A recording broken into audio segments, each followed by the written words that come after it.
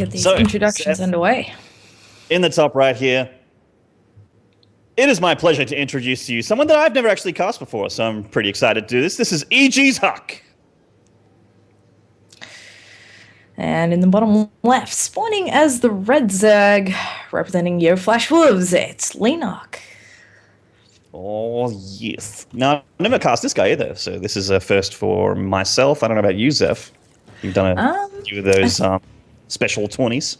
I think I've casted him once or twice before, but it was way back. Like, not in the last year at all. So it's great to be able to see him again. I believe it might I don't know if HuK ever plays in weekly tournaments, but I feel like that might have been the last time that I got to cast him. And Leenock, on the other hand, I'm not sure if I've ever had the pleasure of casting this guy. Yeah, I definitely haven't cast either of these guys, so this is really nice. ZVP on Overgrowth. This is a matchup that can take a while if both players are sort of opting for the Swarm Host option. But this is a good map for it after all. But I think the Koreans don't really like that style too much. It's more of a EU ladder thing, so I don't think we'll be seeing that from Leenock today. Sure. Well, what we do have, is a little bit of a quicker pull from Leenock, and I believe this is actually something that Snoot might have done on this very map against Hero. So the early pull on here definitely being a little bit more popular lately. Let's see if he can actually do anything with that. Certainly, hopefully, if HuK had any cheeky tactics in mind, Leenock would definitely be safe against that. It would be pretty much a hard counter. But HuK, he's just going for the usual gateway expand by the looks of it, and he's going to come in here and see a very early pull. Yeah, he's going to get that Cyber Core. There it is, and then the Nexus to follow shortly afterwards. And yeah, he's coming in here for a bit of a look, and we'll see that that pull is quite a bit early, so you'll have to be wary of that. Now, Leenock is the kind of guy that can pull some craziness and really freak out the other player. But that said, though, so is HuK, which is why this series is so exciting. HuK, known for the occasion, I mean, we won't be seeing a cannon rush here, but he is known for cannon rushing. He is known for 7 gating. He is known for many zealots in your face and then just killing you straight up. So both players are going to be very on their toes. I mean, the last time they faced each other was in the winners bracket. HuK did win 2-1, but they were quite close games. And even though HuK is on a bit of a tear, taking out, his PvZ is pretty good right now. I mean, who did he take out recently? Oh, just Jadong 2-0. No big deal. Yeah. Just Jet. No big at all. Yeah, no, both these guys are actually on fire, I have to say. I mean, HuK's been on an absolute tear, as you mentioned, but Leenock as well. He fell off the map for a little while, and suddenly he's back, and he finally looks like he's back to his old self, the Leenock-topus that we used to know. So in come these links now. Only 4 of them, so he hasn't hugely committed to too many here. He will get the cancel on that pylon. Don't think he'll get anything else done, but he can be a bit of a bother for the time being. The Nexus should be fine here. Obviously, there's units coming out. Mothership Core not too long away either. That baby always comes out a lot faster than I expect as a Terran player. God damn that unit. We have a second gas going down here in the main, and yeah, it's just HuK's. Everything's really standard here from HuK. He's just shooing away the links. The Nexus will be completely unharmed.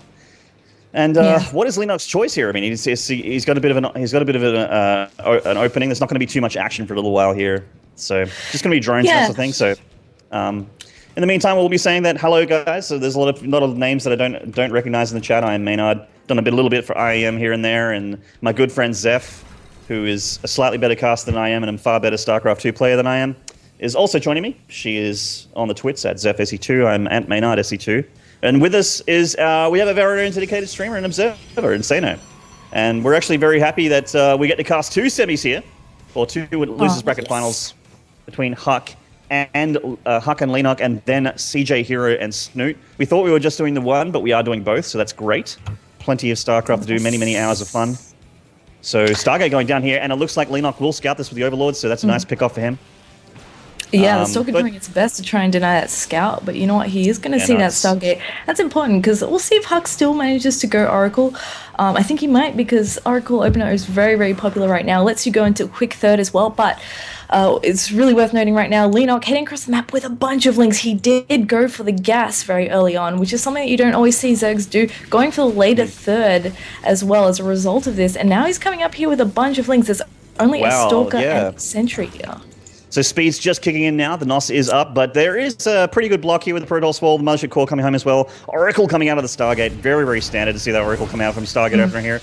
And, I mean, it's not uncommon for the Zerg to just drop blind spore crawlers, but I mean, he did scout the there's the spore crawlers there, but he did actually just remember that he did actually scout that Stargate anyway, so the spore crawlers would be obviously going down, and there they are. I don't foresee this Oracle story doing too much damage. If I mess up my words, guys, that's because it is Friday night here in Australia, and I've had a couple drinks. So has Zeph. Yeah. So we're keeping it loose. It's a bit of a party stream. We like to keep it pretty fresh, pretty fun. Yeah, you know, I'm actually a little surprised for a second that he made those links, because I mean, when you scout a Stargate, you're going to think, okay, he's going to probably go for an Oracle. Are these links really going to do much? But what they can do is be really annoying and delay any third that HuK was going to take, and now he's using them to scout. He's picking off all these probes, not going to get a proxy pylon down anytime soon is HuK. You have the probe in the bottom right there, and the Oracle not having too much luck here either. Will pick up a couple of kills here and there, I mean, as the Oracles do, but not huge amounts of damage. They just always get kills, don't they? It's just like, here comes an Oracle, there it's 2 kills or 3 kills confirmed. Roach Warren going down here for Leenock, so let's see what he plans to do with this. He's not getting his hatchery, he's not getting his third hatchery at HuK's gold, so I don't think he's going to go massive Roach here. That said, though, the speed is coming down quite fast with a few Roaches on the way, and HuK is gearing up back at home with a lot of pylons ready to get his next move up, so plus one on the way for the ground forces. That there's no third. There's no third coming down. He knows the push is coming. HuK has added a bunch more gateways. In fact, I think he is up to 1, 2, 3, 4, 5, 6 gates, 7 gates. I can't. But you know what? He's going to be coming with this pressure behind the Stargate, and having denied a lot of the scouting, this is kind of last minute news for Leenock. The only tip off he's had is that there's no third, and he's been poking at the front, saying, "Okay, this looks like push coming my way," and then we go, we've got a bunch of Roaches out already. He's pumping Lings behind this, kind of finished with the Roaches for now, and he's going to try and stop this while it's setting up. If he can do this, he's going to be in a fantastic position. Getting the sentry. Sniping down the sentries, down they go, and he is just completely all over this right now with the Roaches destroying the army that was around this pylon. And there is another pylon here for HuK, but there is so much here. Leenock looks so prepared for this. The Queen comes here with a bunch of Roaches, at least 8 Roaches here with a bunch of Lings as well. Nice force field from HuK, zoning the Roaches away from the important, expensive sentries. But wow, this attack isn't over with yet. Leenock doesn't want to overextend here. This is still a really scary attack, even though he looked like he was doing very well in the beginning. Look how few units he has compared to what HuK has. HuK has force fields available, and look, he's going to get some of these Roaches again, segmenting off the army of the Zerg really, really well. And you know what? I think Leenock's having trouble finding ways. Once the Zealots get up in your face and they're all around the hatchery, it is a little bit sticky, but he is deflecting HuK again for now. So many Zerg units coming up here. The speed Zergling's going to make life hard for the Stalkers and the Sentries. Taking out some Sentries on the retreat here. Those are expensive units. Great defense here from Leenock so far, and the Sentries will all fall. Great defense. Really nicely done. This is a huge lead now for Leenock at this point, now that HuK's been shut down for this attack on the third. Didn't go nearly as well for him as it did last time. I mean, what can HuK do from here? He's going to be trapped in his base for a little while. He's going for the Void Rays behind this, which is great, because he's going to be able to deal with these Roaches a little bit more easily. And with this position, I think Leenock is going to have a bit of a hard time punching through here. It can certainly be annoying like he is. But, you know, he can keep HuK in his base, continue to drone back up, which is what he's doing right now, getting further ahead. Yeah, getting a macro hatchery, and that's exactly it. Getting further ahead, maybe he can tech up to Hydras or whatever else he wants to go for, and he can keep the pressure back on HuK. I mean, what can HuK really do unless he gets Warp Prism and heads out across the map? He's stuck in his base, and I think he's going to need those units at home anyway. You're absolutely right. I mean, this is... he can make Hydras would be an excellent choice right now. There is nothing but gateway units and Immortals for the time being for HuK. He has no way to get to tier 3 right now. He can't afford it. He can't get that third Nexus up. Leenock is all over his face. He has a Void Ray sort of patrolling with these Roaches. He is getting that Mortal count up and the Void Ray count up to deal with the Roach forces. But these Hydras, especially with the +2, yes, there comes the Hydras. Great decision from Leenock, I feel. And this is just going to make him so much more powerful when he gets the next engagement against HuK. Certainly going to be all about protecting against this next push. I think that's HuK's only real option right now, going for a follow-up push. And oh my god, those force fields catch so many Roaches. This is going to be great. That is beautiful force fields. That donut is amazing. This Immortal will be racking up the kills, no doubt. Great engagement for HuK, but Leenock still with a bit of a lead. Really nice. Yeah, he did get a lot of units there, but like you said, his economy is great. His macro is fantastic. He's got 4 hatcheries up with a 5th one coming up, that 5th base with down the right-hand In fact, HuK going to try and take a third base behind this, and I think that's a really good idea. I mean, he did have to stay home and bank up a few units before he was going to be able to push out there. But Leenock was scared of an attack. Now, the thing is, Leenock's going to have a lot of units out on the map, and he will be able to move out there and try and deny this third. He's not going to be too happy about leaving HuK to have that for free. So I wouldn't be surprised if he head out across the map again. Yeah, not at all. He's sending a lot of units up here with a ton of links through the middle of the map here. And there is going to be, well, this army of HuK is already pulling back to that natural, because if they engage out here, it might be a little bit hairy, but they are finding a nice spot in the high ground here. The roaches are coming up as well. There's only 2 immortals in this army, but I'm feeling like this Hydra count needs to go up a bit, or some Mutalisks, which are also look like they're on the way for Leenock here. Yeah. Great position to get that Spire. There could possibly be Colossus at some point if HuK gets his third up, so it's a good tech to have. Yeah, Leenock's not going to be able to deliver any killing blows here. He can just be annoying, continue to threaten, try and deny that third if he can. I don't think he will be able to get it, because HuK is positioning himself very nicely between the natural and the third. Now that he's got a bit of SimCity up with the buildings coming down at the third as well, he's got a nicer choke to force field off at.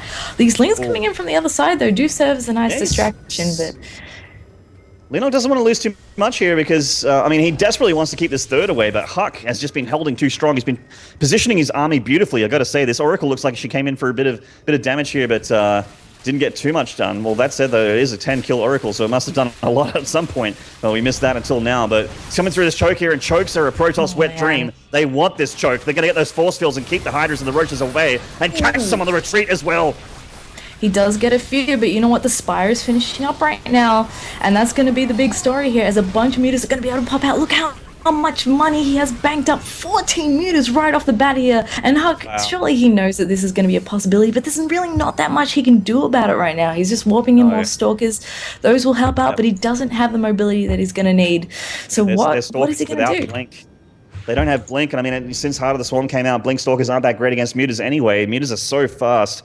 Yeah, I mean, yeah, with 14 mutas and counting, they are continually going up in numbers, reaching up into getting towards the 20 point now. And these mutas are heading across as Leenock takes this gold. And yeah, you're right. What is HuK's answers for these mutas? He's really going to have to go for a base trade or something here, and it makes it very, very tough against Mutalisks as they come in with these numbers.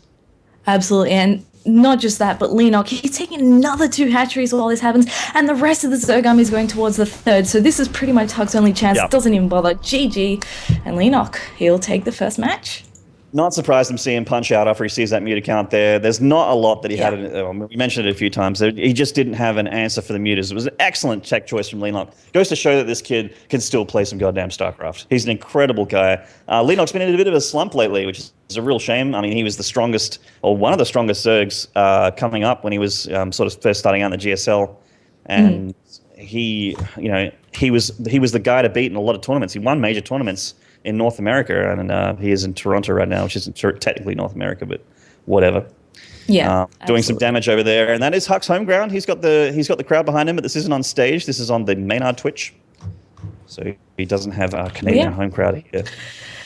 I mean, I think HuK having that home ground advantage has really helped him. I mean, obviously he's been practicing really, really hard because he's doing fantastic so far in this tournament, and hopefully he can keep it up for the rest of the thing. I mean, he wants to get as far as he can, but gosh, Leenock, he's finally starting to look really, really good again, and he's going to be scary to go up against. So I think we'll just be waiting for our next map to come up now, guys. I think it's going to be Merry-Go-Round. Yeah, Merry-Go-Round's the next map, Yep.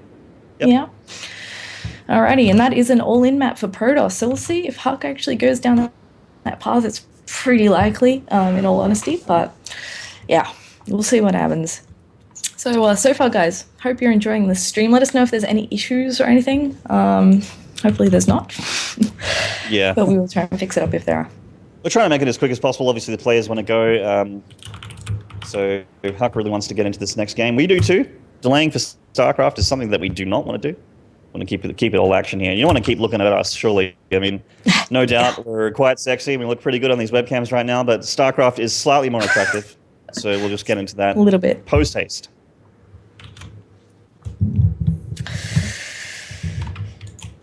Okay, there's actually a lot of observers in this game too. We've got Take TV covering this as well, so if you don't like us, you can always head over there. But we are starting the countdown right away, not wasting any time at all, hopping into merry-go-round game number 2, where Leenock is 1-up. So, guys, if you're cheering for HuK, give him your support in chat, because he really needs to take this win. Yeah, that's right. I mean, Leenock, this is the losers bracket, which means that the player that does lose in this BS best of 3 is excused from the tournament.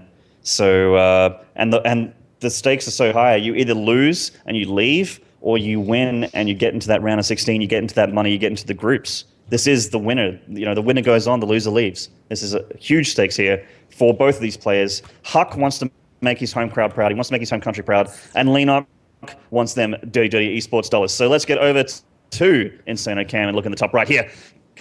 Currently down 1 map. Can he tie the series? This is EG's HuK.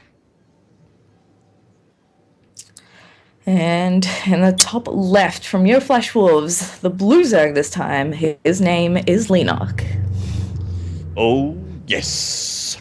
The Leenocktopus still got them goods, taking out them pro players. And as you mentioned, this is a really good Protoss all-in map, so he's got to be very, very careful. No doubt Leenock is completely aware of this.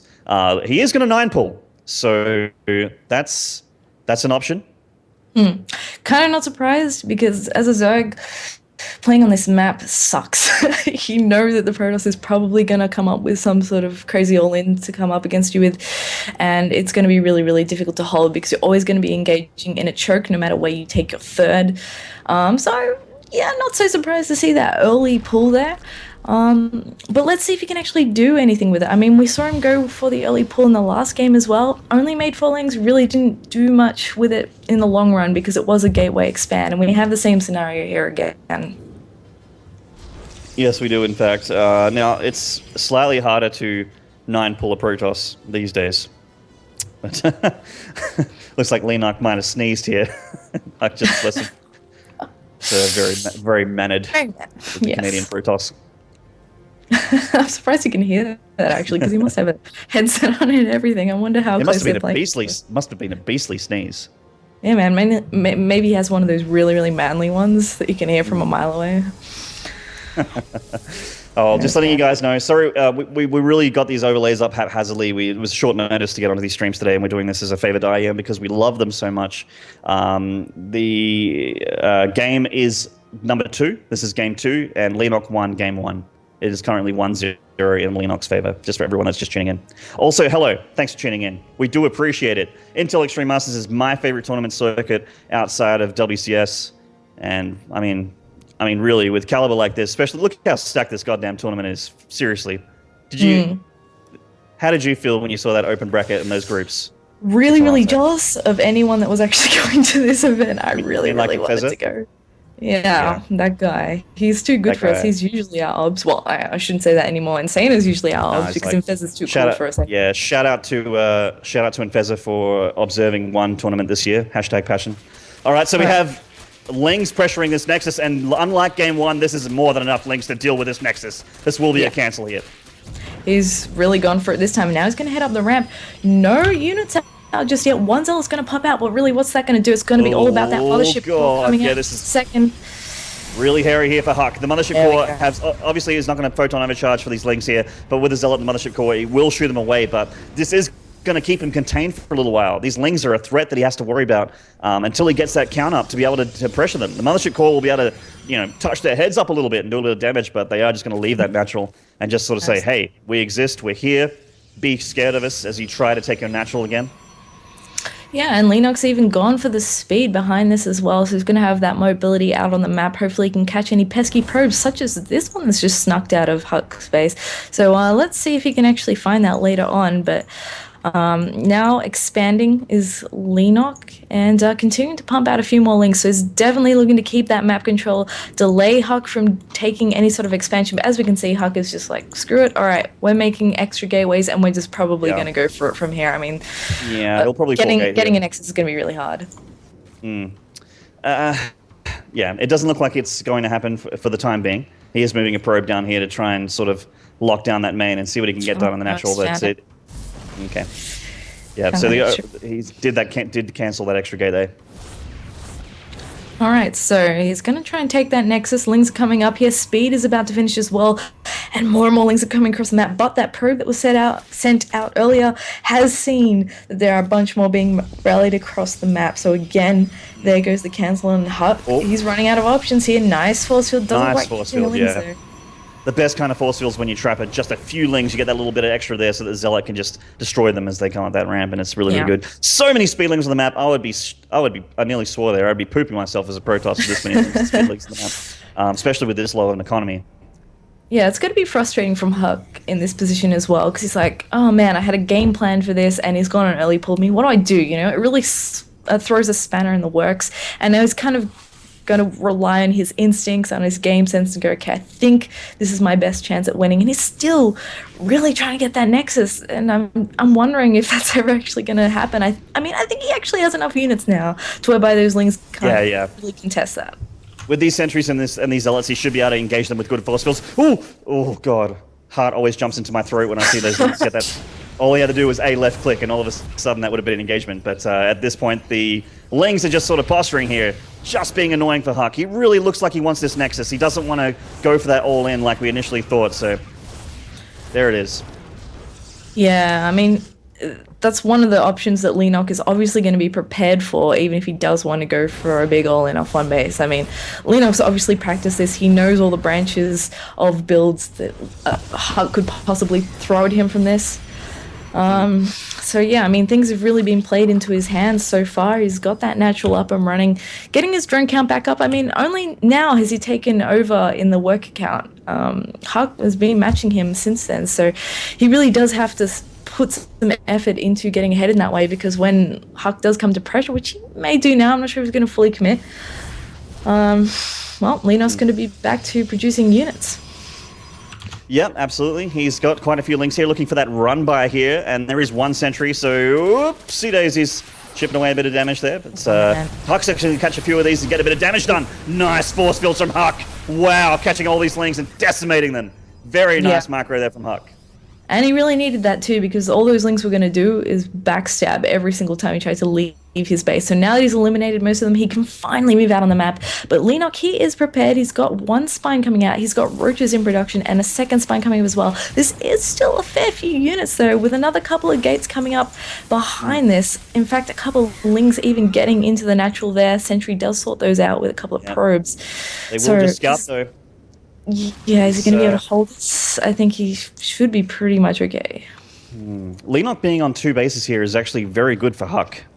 He doesn't have to worry at all about that superior economy that Leenock really should have at this point, but he doesn't.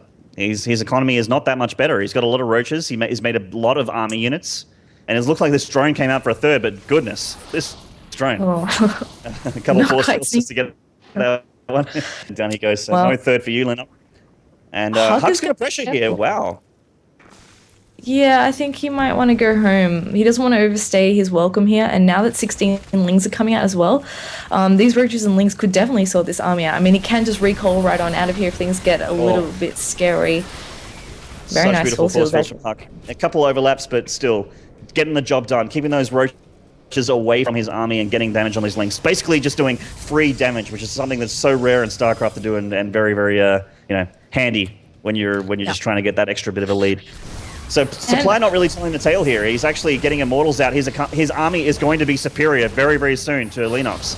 Oh, and in fact, his economy is already superior, and taking out these roaches is going to be fantastic. In fact, HuK is starting to look really good once these Immortals are out.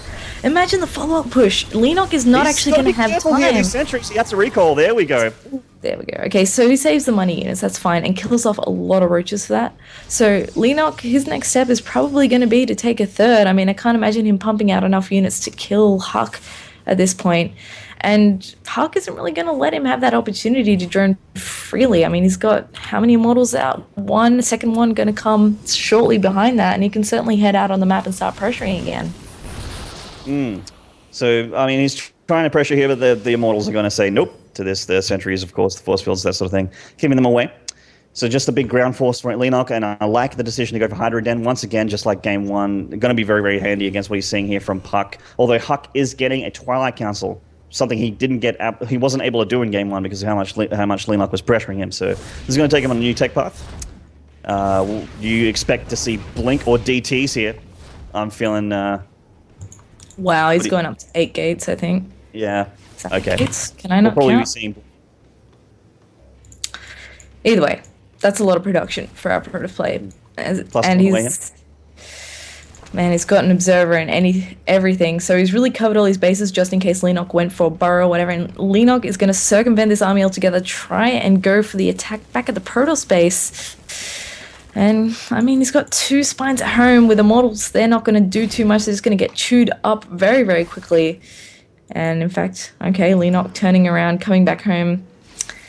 I think he's a bit indecisive now. Doesn't really know what to do. Well, this hatchery's in a bit of trouble here.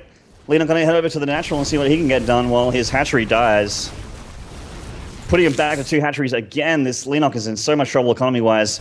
And we got the Colossus down on the way for HuK, so Colossus is going to be up on the map for him to deal with as well. And once you just teched into Hydras, that's bad news for the Zerg. Yeah, I think HuK even has enough control of the game right now that he could try and take a third.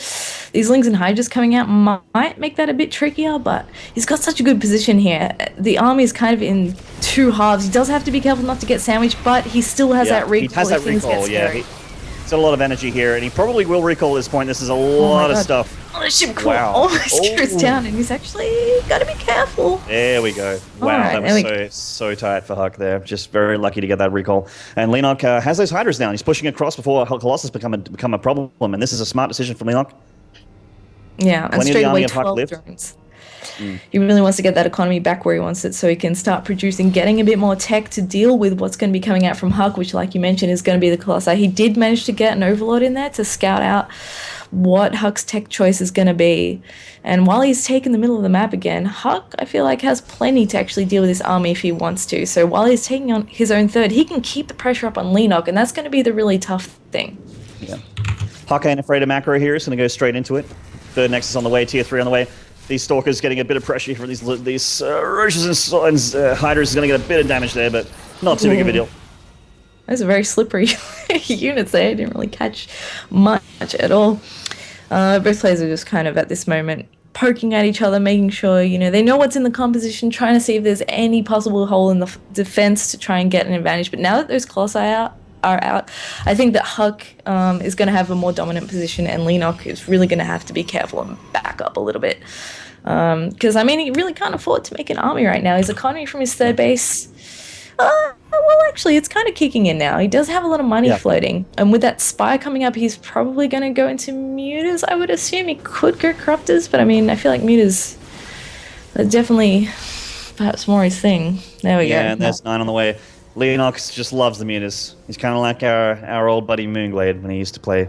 He just find any excuse to make Mutas and just mass them. Oh, they got the perfect counter to Mutas? I don't care, I'll just make Mutas. But that said, though, in this game, there is no counter to Mutas at the moment for HuK other than Blink Stalkers. He's halfway through getting Blink. Getting a little bit later than I thought he would, but it is on the way regardless. Thermal Lance, or Extended Thermal Lance on the way for the Colossus as well. And yeah, look at that anti-air. There's not that much of it. There's no Templar. There's no Phoenix. There's no Stargate at all. Oh, so, wow. Yeah. Leenock is such a sneaky snake too. It's all the way around the other side of the map to get towards the Protoss base. He can take out that third no problem if the Protoss doesn't recall. And the Mutas are heading in from the other side of the map. And now HuK has finally spotted the Mutas.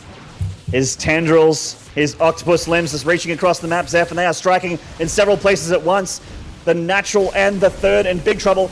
And speaking of the third, HuK's gigantic Protoss force is decimating it to pieces. Bit of a recall here. He comes back to defend the natural, but the third Nexus does pay the iron price, and down it goes. The third hatchery is going to die as well. Part of his army is still on the attack here. Very vulnerable to Mutas. Wow, very vulnerable to Mutas. No Mothership Core. Part of the army is actually in so much trouble right now. He's going to lose some very valuable units there. Sentries, Colossi, and Immortals. Those Mutas are going to come in, try and snipe what they here they can, but the other half of the army is nearby. The Protoss army is going to try and regroup. The gas that's dying right now. Oh, so man, many that's sentries so dying. painful. But the Muta is very, very low, though. They can't actually engage the rest of it. So that's good for HuK. But, yeah. Definitely very susceptible to Mutas. If Leenock keeps up the Muta count, they're about to get +1 as well. It's going to make things even scarier for the Protoss player.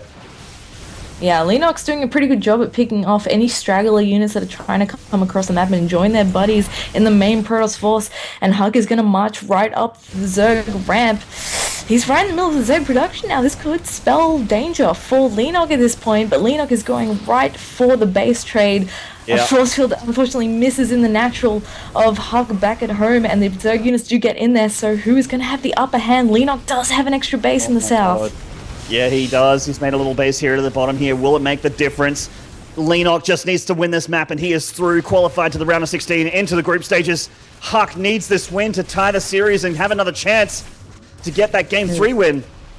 Is he going to be able to do it? It's just looking really, really good for Leenock right now. The Mutalists are so good in the base trade. They are decimating everything. Recall into the main. HuK's army taking a bit of damage as they come back. That they are going to engage these Mutalists. Does he have enough? That's the big question. Actually, really nice zoning of the ground army of the Zerg here, and those Stalkers are doing some decent work on those Mutas, but are there too many? The Muta count is actually falling. And oh my god, the Blink Stalkers are doing the damage, but there might just be a little bit too much Zerg here. No! The Blinks from HuK keeping him alive for now, but this is just game of numbers here. HuK's units start to fall one by one, but just the Mutas are dead. Barely not enough. HuK manages to hang on here, and although he does have that base in the south, he just doesn't really have anything else. There's 8 Lings and 1 Muta on the map. He's got Lings and drones, Zeph, and 1 Mutalisk, and HuK still has Blink Stalkers. He's trying to make Roaches now. He still has a Roach Warren somewhere. Goodness. So he's going to get those Roaches out now and get that damage done on these Zealots and try and take out... He's got to keep this base alive, obviously, in the base trade. So, 35 supply in this game. Oh, well, 13 to 35. With these Roaches should get the win here. But StarCraft's one of those weird games. Oh man, he has Burrow. Oh, yes, out on the map somewhere. In fact, it's coming to join the Stalkers now, so he does have to be a little bit careful. Yeah. Is this going to be enough? The Blinks from HuK. He is known for his micro. He's known for his top 3 control, as they call it back in the day. Oh, losing a Stalker is so hard. You can't lose any units at this point. But he is 9 supply versus the 31 of Leenock. It's looking better and better for Leenock as time goes, as he does have a mining base, and he has the Roaches and the Queen as well. So it's going to be very dicey for the Canadian Protoss. One of the most painful losses I've watched in a while. So close to defending that. I mean, the defense in the main was ridiculous. Getting the Zerg army down to almost nothing, and there's just that little bit too much left for Leenock. And I think HuK is slowly going to start to feel that sort of sense of desperation as he goes in. He goes, okay, there's a fair few units here. How is he producing these Roaches still? When he finds that base in the south, when he finds the base, he's AGG. He's going to feel pretty sick. The poor guy. A lot of Roaches there. Yeah, poor guy.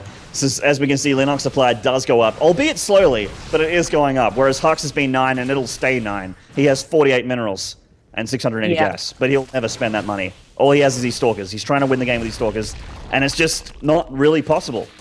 Yeah, I think he's banking on the fact right now that he has more structures, but he's probably already had that sort of thought in the back of his mind going, there must be another base. He feels way too comfortable having those links out on the map. There's so many Roaches here, and there's not much you can do about that, so poor HuK. GG, and there we go. Leenock taking the 2-0 there, and he does qualify.